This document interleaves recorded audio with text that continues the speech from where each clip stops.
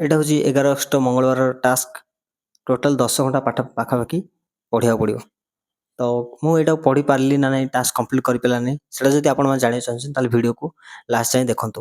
ଆଉ ଏମିତି ନୁହଁ କି ମୁଁ ଜଣେ ଟପର ଷ୍ଟୁଡେଣ୍ଟ ଆଉ ଯାହା ଟାସ୍କ ନେଉଛି ସେଇଟା ପୁରା ଏମିତି ଛାଁ ଛାଁ ମାନେ ଉଡ଼େଇ ଦେଉଛି, ସେମିତି ନାହିଁ। ମୋତେ ବି ବହୁତ କଷ୍ଟ ହେଉଛି ଆଉ ଡିଫିକଲ୍ଟ ହେଉଛି ସବୁ ଯାକ ପାଠ ପଢ଼ିବା ପାଇଁ। କାରଣ ପାଠ କାହାକୁ ପଢ଼ିବାକୁ ଇଚ୍ଛା, ସେ ଗୋଟିଏ ଜିନିଷ ପାଇଁ ଆମେ ପାଠ ପଢ଼ୁଛେ। ତମମାନଙ୍କ ସହିତ ଏମିତି କେବେ ଘଟିଛି ନା ନାହିଁ? ମାନେ ସକାଳୁ କିଛି ପ୍ଲାନ୍ କରିଥିବା, ଦିନ ସାରା ଏମିତି ଏମିତି ପଢ଼ିବା କି ଅଲଗା କିଛି କାମ କରିବା, ଯୋଉଟାକି ସେଇଟା ନିଜ ପ୍ଲାନ୍ ହିସାବରେ ହିଁ ଚାଲିନଥାଏ। ଯେମିତିକି ମୋ ସହିତ ଏବେ ଏଇଟା ଚାଲିଛି, କଣ୍ଟିନ୍ୟୁ ଚାଲିଛି। ମୁଁ ଭାବୁଛି କି ହଁ ଡେଲି ଟାସ୍କ ନେଉଛି, ହଁ ଆଜି ଦିନ ସାରା ଏତିକି ଘଣ୍ଟା ପଢ଼ିବି ଆଉ ଏତିକି ଏତିକି ଟାସ୍କ କମ୍ପ୍ଲିଟ୍ କରିବି, କିନ୍ତୁ ସେଇଟା ହେଇ ହିଁ ପାରୁନି। ଫାଷ୍ଟ ମୋର ମାଇନସ୍ ପଏଣ୍ଟ ଗୋଟେ ହେଉଛି ମୁଁ ଲେଟ୍ରେ ଶୋଇକି ଲେଟ୍ ଉଠୁଛି, ସେଇଟା ଗୋଟେ ନେଗେଟିଭ୍ ପଏଣ୍ଟ। ତା ସହିତ ମୁଁ ଲେଟ୍ରେ ପଢ଼ା ଷ୍ଟାର୍ଟ କଲା ମୋତେ ଭାବୁଛି କି ହଉ ଲେଟ୍ରେ ପଢ଼ା ଷ୍ଟାର୍ଟ କଲେ ସିନା, କିନ୍ତୁ ବାକି ଯାହା ଟାସ୍କ ଅଛି ସେଇଟାକୁ ତ କମ୍ପ୍ଲିଟ୍ କରିନେବି, ସେଇଟା ମୋତେ ହେଇପାରୁନି। ଅଲଗା ଅଲଗା କିଛି କାମ ପଡ଼ିଯାଉଛି। ଯେମିତି ଆଜି ମୁଁ ଫାଷ୍ଟ ପଲିଟି ଷ୍ଟାର୍ଟ କରିଥିଲି, ପଲିଟିର ମାନେ ଯାହା ଟାସ୍କ ଥିଲା ସେଇଟା କମ୍ପ୍ଲିଟ୍ କରିଥିଲି। ତାପରେ ଲଞ୍ଚ ସାରି ଆସି କିଛି ସମୟ ଶୋଇପଡ଼ିଥିଲି। ପରେ ଓଡ଼ିଆ ଟାସ୍କ ଥିଲା ଆଜି କ'ଣ କାରକ, ସମ୍ବୋଧ, ସମାଧାନ ପଦ, ତା ସହିତ MCQ ଯାହା ଥିଲା ସେଇଟାକୁ କମ୍ପ୍ଲିଟ୍ କରିଥିଲି।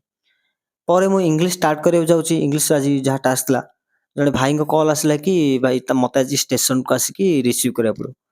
ଆଉ ପୁଣି ଥରେ ଷ୍ଟେସନ ଯିବାକୁ ପଡ଼ିଲା। ଆଉ କ'ଣ କରିବା, ମାନେ ନାହିଁ ତ କରିହେବନି ନା। ସୋ ଭାଇଙ୍କୁ ଯାଇଥିଲି ରିସିଭ୍ କରିବାକୁ ବାଲୁଗାଁ ଷ୍ଟେସନ।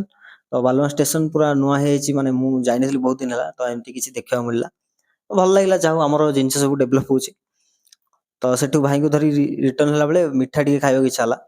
ଆଉ ମୋତେ ମିଠା ଟିକେ ଭଲ, ତ ସେଠୁ ବାଲୁଗାଁରେ ମିଠା ସପ୍ ଥିଲା, ଗୋଟେ ଗୋଟେ ହିଁ ମିଠା, ମାନେ ସେଇ ସିଙ୍ଗଲ ପିସ୍ ଖାଇଲେ ହିଁ ଭଲ, ବାସ୍ ସେଇଟା ହିଁ ଖାଇଥିଲି। ଘରକୁ ଆସି ବସିଲା ବେଳକୁ 7ଟା ହେଇଯାଇଥିଲା। ଆଉ ଭାବିଲି ଅଧଘଣ୍ଟା ହଉ ୱାର୍କଆଉଟ୍ କିଛି ସମୟ କରିନେବା। ତ ୱାର୍କଆଉଟ୍ ସାରି ପୁଣି ଥରେ ଇଂଲିଶ ଯାହା ଟାସ୍କ ଥିଲା, ଆଜି PIQ ପ୍ରାକ୍ଟିସ୍ ଥିଲା। ମାନେ ଦିନେ ଭୋକାବ୍ ହେଲେ ଦିନେ PIQ ପ୍ରାକ୍ଟିସ୍। PIQରେ ସେଇ ଯାହା ବି ସବୁ ଥାଏ, direct indirect active passive common ଏରର, ସେଗୁଡ଼ା ପ୍ରାକ୍ଟିସ୍ କରିଥିଲି।